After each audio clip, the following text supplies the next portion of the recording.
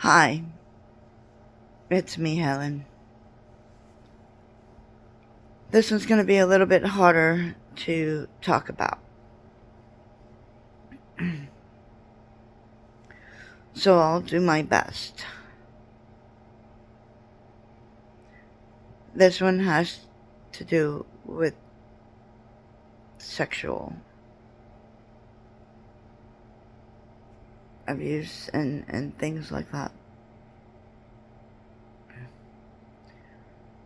So I don't like to get naked because obviously I'm not the most attractive, or my body isn't good enough.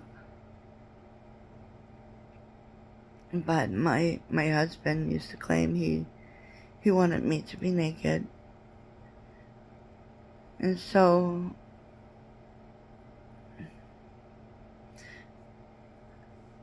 this was about 18 years ago. And I had went down on him, and he was feeling pretty good. And so I did something that was out of character for me. So I took my shirt off. As soon as I took my shirt off, he went limp. As you can imagine, that made me feel really great. So I put my shirt back on, and then he got hard again.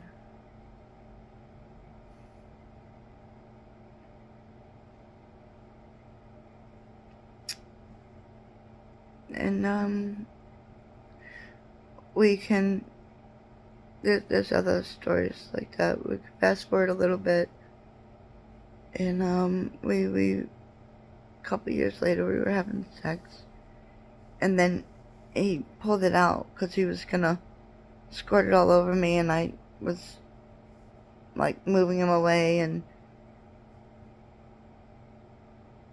he just, I was wearing lipstick, and he just smeared the lipstick across my whole face. And I was moving away from him, and then he just released it all over me. And I just got up to the bathroom and cleaned up. We'll fast forward again a little bit. And the next two stories, oddly enough, I had told the female of that couple that's the head of the ministry, I had told her these next two stories.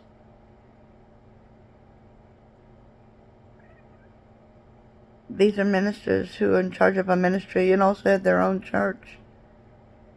And they counsel people. And not really supposed to pick sides. But after I tell you these next two stories,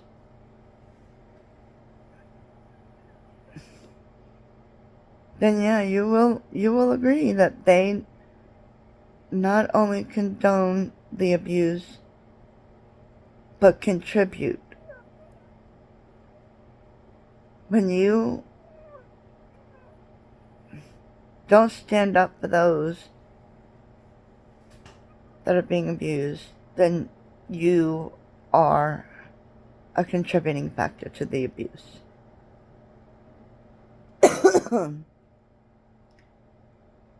But there was, telling me every day, I don't want to effing be married to you.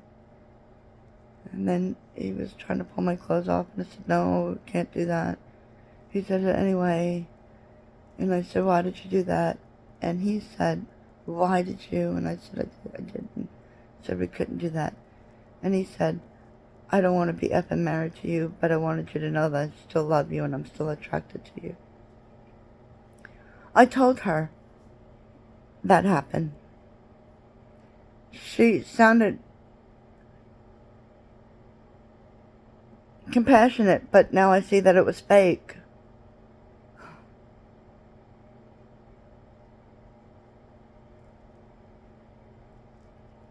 said that wasn't good. No, it wasn't good.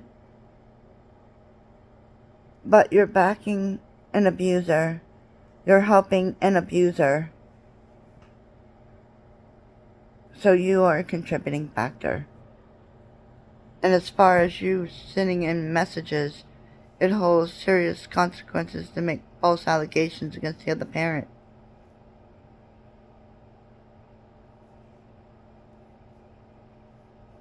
You are a contributing factor.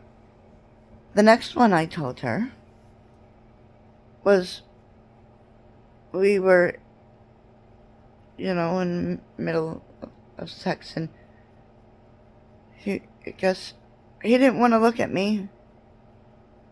So he tried to turn me over so he didn't have to look at me, and I kept, bending my body back so he couldn't turn me over, and he was stronger, and he turned me over anyway. And he finished off that way so he didn't have to look at me.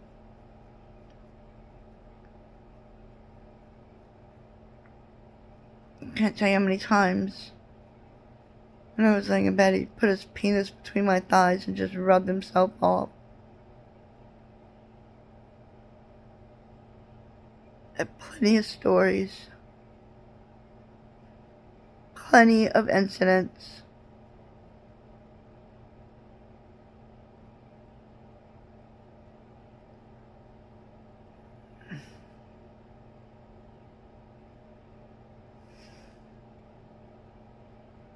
But those two,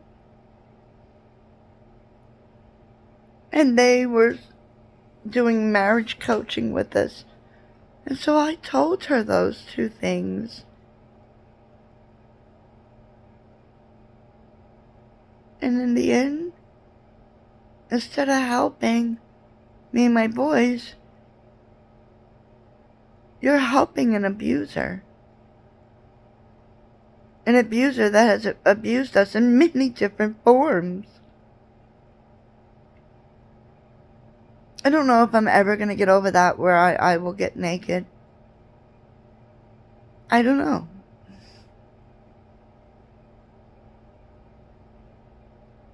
But I won't be able to trust anyone anymore. All that I've endured in 19 years.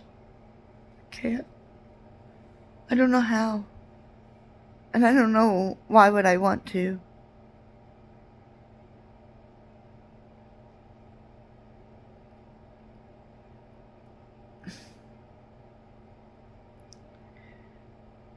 Anyway, remember to keep moving forward. You are special. You are worthy. And you are perfect the way you are. The way God intended you to be. Plenty of people do love you. Until next time. Bye.